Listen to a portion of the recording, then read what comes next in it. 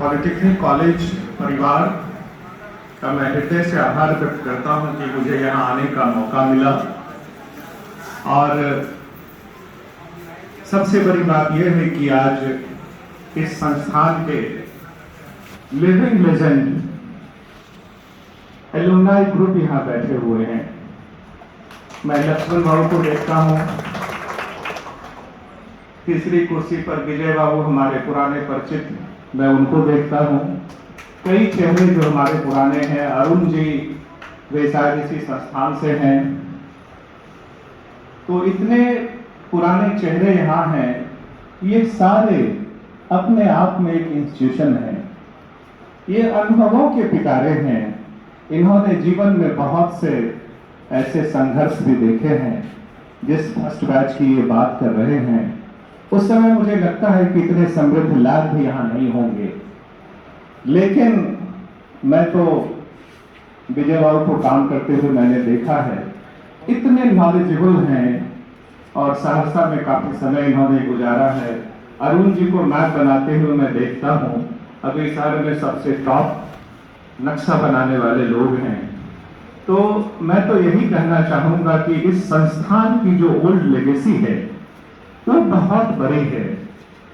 शायद उस समय जब मैं जिला स्कूल सहरसा में था तो हमारे बैच के टॉपर, हमारे सीनियर बैच के टॉपर सभी लोग पॉलिटेक्निक ज्वाइन करते थे। तो उस समय पॉलिटेक्निक की पढ़ाई पढ़ने वाले छात्र बड़े ही मेधावी थे। आज का मुझे पता नहीं, निश्चय ही आज भी मेधावी छात्र ही होंगे। तो मुझे लगता है कि ये सब अपने आप में बहुत अनुभव के पिटारे के साथ आपके बीच आए हैं। और मैं यंगस्टर से कहना चाहूंगा, छात्रों से कहना चाहूंगा कि आप इन पिटारों से, आप इनके अनुभवों से आज सीखेंगे। ये बहुत कुछ साझा आपके साथ करेंगे, अपने उन दिनों की बातों को साझा करेंगे जब ये लैब में कैसे काम करते थे। इंफ्रास्ट्रक्चर भी बहुत कम हुआ करता था। मैं छोटा बच्चा था तो इधर कभी खेलने के लिए पॉलिटेक्निक फील्ड में आया करता था, मैच वैच खेलने के लिए। छोटी सी बिल्डिंग हुआ करती थी, लेकिन हसरत भरी निगाहों से मैं भी देखता था कि इस संस्थान में हमारे स्कूल के टॉपर्स आते हैं। संस्थान हमारे जिला स्कूल के प्रिंसिपल लोग बोलते हैं अच्छे बच्चे पॉलिटेक्निक चले जाते हैं।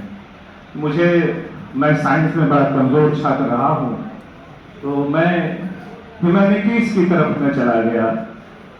सही कहा कि दिल्ली विश्वविद्यालय से मैंने पढ़ाई की और एक चीज छूट गया था, मैंने 3 साल वहां पढ़ाया भी कॉलेज में, तो मैंने अपडेट किया आपको। लेकिन कुछ ऐसी बातें हैं जो आज मैं आपसे साझा करना चाहता हूं इस बिहार के नागरिक होने के नाते। और उससे पहले मैं प्रिंसिपल महोदय का हृदय से आभार करना चाहता हूं कि जब वो मुझसे मिलने आए तो मुझे देखने से ही बहुत इंप्रेसिव पर्सनालिटी लगे और मैं बिना किसी हिचक के मैंने कहा मैं अवश्य आऊंगा। मैं इनसे बड़ा प्रभावित हो गया इनको देख करके। और थोड़ी सी आत्मीयता और हो गई जब इन्होंने कहा कि मैं बगल के खगड़िया जिला का हूं, तो मुझे लगा कि ये मेरे छोटे भाई हैं। मंच पर मौजूद हैं आदरणीय रविंद्र बाबू, मेरे बहुत पुराने हमारे बड़े भाई के तुल्य हैं और इनका सानिध्य मुझे मिलता रहा है। और हमारे जिला स्कूल के मेधावी छात्र हमारे सीनियर पंकज पांडे जी हमारे स्कूल के टॉपर भी थे और आज आपको पढ़ा भी रहे हैं। और निश्चय में ये बहुत ही मेधावी हैं, हमारे बच्चों को भी इन्होंने पढ़ाया है। सीनियर होने के नाते मुझे भी पढ़ा देते तो मैं साइंस स्ट्रीम में आ जाता है, लेकिन उन्होंने मुझे पढ़ाया नहीं। और आपके इस संस्थान के छात्र, जैसा कि सर ने कहा, कि बात में हैं। और मैं आपको कहना चाहूंगा कि कोई हम जैसा पलटकर शहर वापस नहीं लौटा, कोई हम जैसा पलटकर शहर वापस नहीं लौटा। कई माओं की उंगली आज भी चूल्हे में जलती है। ये इस बिहार राज्य की विडंबना है कि जब बच्चे अच्छे संस्थान से भी पढ़ते हैं, सहरसा जैसे संस्थान से पढ़ते हैं, पटना जैसे संस्थान से पढ़ते हैं, IIT खड़गपुर से पढ़ते हैं तो बिहार लौटने की नहीं सोचते, वो हमेशा बाहर जाने की सोचते हैं। इसके लिए रिस्पॉन्सिबल कौन है? इसके लिए मैं तो मानता हूं कि कोई सरकार रिस्पॉन्सिबल नहीं है, ये हम सब का कलेक्टिव फेल्योर है कि हम आजादी के 75 साल बाद भी इस राज्य में ऐसी व्यवस्था कायम नहीं कर पाए कि हम अपने बच्चों को अपने प्रतिभा के पलायन को, मैं तो प्रतिभा के पलायन के रूप में देखता हूं कि वो दूसरे राज्यों को संवार रहे हैं। अभी रविंद्र राव ने कहा कि उनके बच्चे बापी में रहते हैं, गुजरात में। काश उनके बच्चे इसी बिहार में रहते तो बिहार को संभालते। हमारे बच्चे भी बाहर पढ़ते हैं। बड़े दुख के साथ कहना पड़ रहा है कि जो शिक्षा की स्थिति इस बिहार में है, इंडस्ट्री की जो स्थिति इस बिहार में है, उसके लिए मैं एक बिहार के नागरिक होने के नाते मैं कलेक्टिव फेल्योर की रिस्पॉन्सिबिलिटी अपने ऊपर लेता हूं और हम सबको भी लेनी चाहिए। हमने ऐसी व्यवस्था कायम नहीं कर पाई, ये हमारी जिम्मेदारी बनती है। अभी बात, आप तकनीकी संस्थान के छात्र हैं और एम्प्लॉयमेंट की बात होती है। मैं तो कहूंगा कि इस बिहार की सरकार से आप कभी उम्मीद मत करना। मैं किसी दल की बात नहीं कर रहा हूं, मैं आजादी के बाद आने वाले सभी सरकारों की बात कर रहा हूं। आप कभी उम्मीद मत करिएगा जो हमारे लिविंग लेजेंड को नौकरियां मिली तो आपको भी नौकरी मिलने जा रही है। सरकार के पास कोई नौकरी नहीं है। आप इसी राज्य में रहकर नौकरी देने वाला बनो। आप स्टार्टअप खड़ी करो, आप इंडस्ट्री खड़ी करो, आप नौकरी के चक्कर में मत रहो, इनोवेटिव आइडियाज लाओ।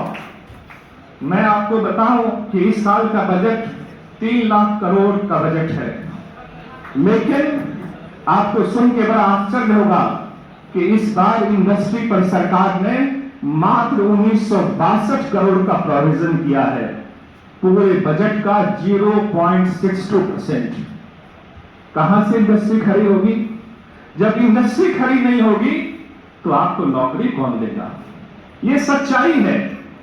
आप डेटा देख सकते हो, आप आंकड़े देख सकते हो कि औद्योगिकरण के लिए जो आवश्यक एसेंशियल कंपोनेंट होते हैं वो बिहार में नहीं है। ये आजादी के बाद सभी सरकारों ने बिहार को छलने का काम किया है। मैं किसी एक सरकार के बारे में नहीं कहता। इंडस्ट्रियलाइजेशन के लिए 2-3 बड़े एसेंशियल कंपोनेंट होते हैं। ACZ, special economic zone, Bihar में है क्या? बिहार में नहीं है। बिहार को 2 मिला है और वो बन रहा है। पता नहीं ईश्वर कब उसे बनाएगा। आज छोटे छोटे राज्य, हरियाणा में भी 25 एसीजेड हैं।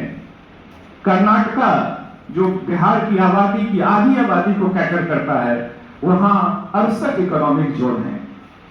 ये स्पेशल इकोनॉमिक जोन होते हैं, वहां इंडस्ट्री को फैसिलिटीज मिलती है, इंडस्ट्री को छूट मिलती है, आर्थिक छूट मिलती है, टैक्सेशन में छूट मिलता है, सस्ती दर पर बिजली उनको मिलती है। तो हम तो एसीजेड बना ही नहीं पाए, तो हम कहां से इंडस्ट्री लगा पाएंगे? अभी आपने सुना होगा कि बिहार सरकार ने ड्राई पोर्ट खोला है।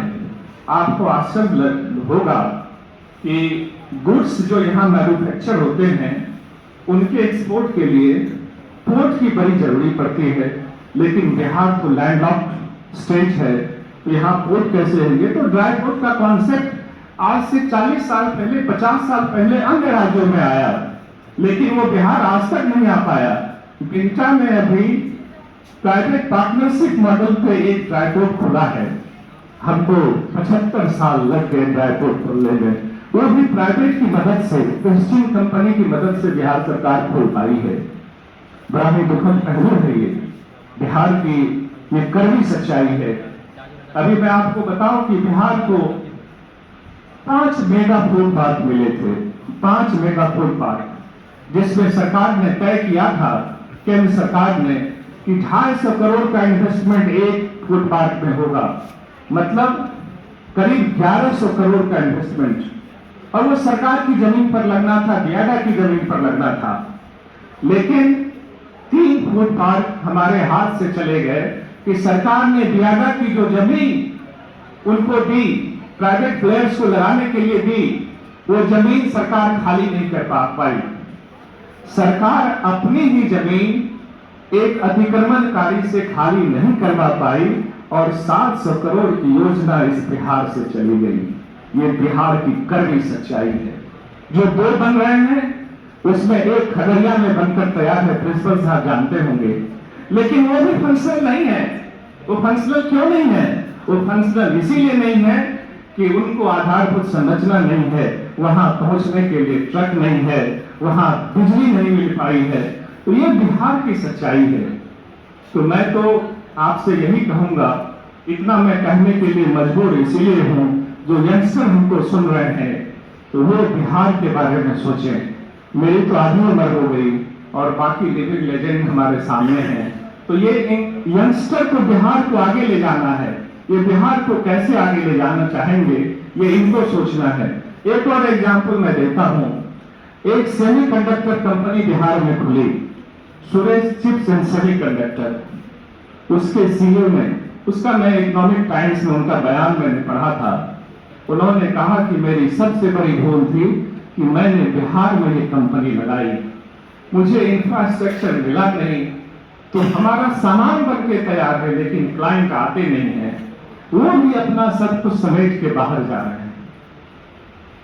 अब सिंगल विंडो सिस्टम की मैं बात करना चाहूंगा, क्योंकि इंडस्ट्री लगाने वाले लोग आपसे जुड़े हुए, आप उनमें काम करोगे बड़ी बड़ी इंडस्ट्रिया में। बिहार में सिंगल विंडो सिस्टम है। उसका मतलब होता है कि आप एक जगह अप्लाई करो और सारे लाइसेंसेस आपके पास चले आएंगे। लेकिन ऐसा होता नहीं है। जब आप अप्लाई करेंगे तो आपको बिजली विभाग में भेजा जाएगा, आपको अग्निशमन में भेजा जाएगा, आपको पर्यावरण के लाइसेंस के लिए भेजा जाएगा। तो हम बिहार के लोग बिहार में औद्योगिक वातावरण का निर्माण आजादी के 75 साल में भी नहीं कर पाए हैं। अभी मैं हाल में ही टाइम्स ऑफ इंडिया में पढ़ रहा था कि रिलायंस ने एक कंपनी खोलने की घोषणा की। कई राज्य के चीफ मिनिस्टर उसके यहां पहुंच गए कि आप मेरे यहां आइए, आप मेरे यहां आइए। जैसा कि बंगाल हम ही लोग की तरह का स्टेट है, वहां से भगाया तो गुजरात ने झपट के फैक्ट्री लगा दी। काश हमारे बिहार के भी आला ऑफिसर और मुख्यमंत्री और पॉलिटिशियन रिलायंस के पास जाते और कहते कि मैं आपको ये सुविधा दूंगा, मैं आपको 600 एकड़ जमीन दूंगा, आप मेरे यहाँ आइए, सस्ती बिजली प्रोवाइड करूंगा। तो आपके जैसे सैकड़ों और हजारों लोगों को रोजगार मिल पाता। लेकिन वो वातावरण तैयार नहीं हो रहा है। उसके जिम्मेदार हम हैं, आप हैं, हमारी और आपकी सोच है। क्योंकि जब सोचने का समय आता है तो हम जाति और पार्टी में बढ़ जाते हैं और वोट देने के समय हम बहुत दूसरी बातें सोचने लगते हैं। मैं ये चर्चा इसीलिए करना चाहता हूँ कि यंगस्टर हमारे बीच हैं और उनको बिहार को आगे ले जाना है। हम लोग तो आगे नहीं ले जा पाए हैं, पता नहीं कितनी आगे हम लोग और ले जा पा सकेंगे या नहीं, क्योंकि 75 साल में तो कुछ हुआ नहीं। मैं इन्हीं शब्दों के साथ आपसे विदा लेता हूँ। एक दो बात और आपकी इजाजत हो तो मैं कहना चाहूंगा कि अभी मैं देख रहा था कि बिहार के बैंक इंडस्ट्री लगाने में कितनी रुचि रखते हैं।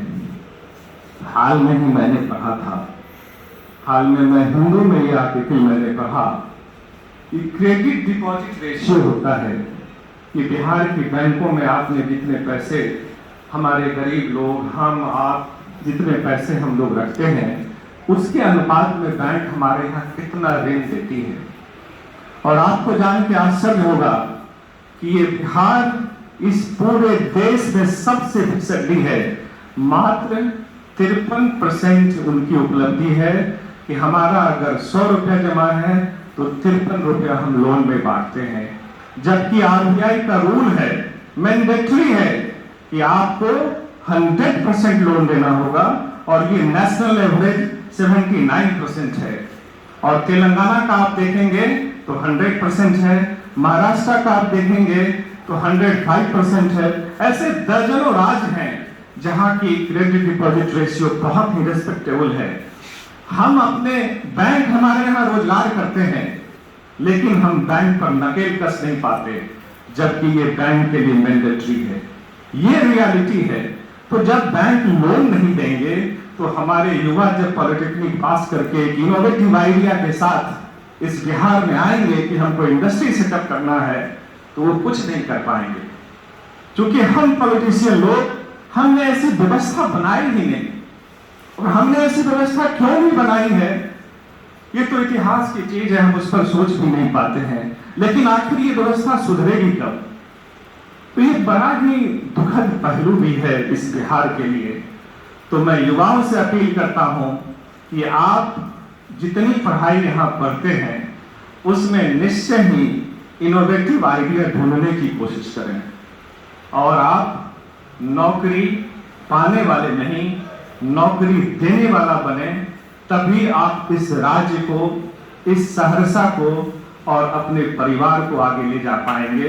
इस सोच को डेवलप करें और इन्हीं सोच के साथ इस संस्थान को पुनः इस नई व्यवस्था कायम करने के लिए एलुमनाई मीट, मैं पिछले 10 साल से सोचता रहा कि काश जिला स्कूल में भी इस तरह का होता। बहुत कोशिश की, हमारे जिला स्कूल के छात्र MIT के प्रोफेसर से लेकर के स्टैनफोर्ड में, बार्क में, इंडिया के टॉप मोस्ट कई चीफ सेक्रेटरीज उस जिला स्कूल के प्रोडक्ट हैं, लेकिन हम लोग नहीं कर पाए। लेकिन आज इस संस्थान ने करके दिखाया। ये हमारे लिए और इस नई शुरुआत के लिए संस्थान को बहुत बहुत बधाई। और सिर्फ प्रिंसिपल साहब को नहीं, ये पूरी टीम, अगर इस टीम का सहयोग नहीं होता तो ये अकेले कुछ नहीं कर पाते। तो पूरे जो शिक्षक वृंद है उनको, छात्र जो वॉलंटियर्स हैं और आप जो सुनने वाले हैं, मैं सबको बधाई देता हूं कि अच्छी शुरुआत हुई है। अब पंकज भाई और हम लोग मिलकर भी जिला स्कूल की शुरुआत कर लेंगे। बहुत बहुत धन्यवाद।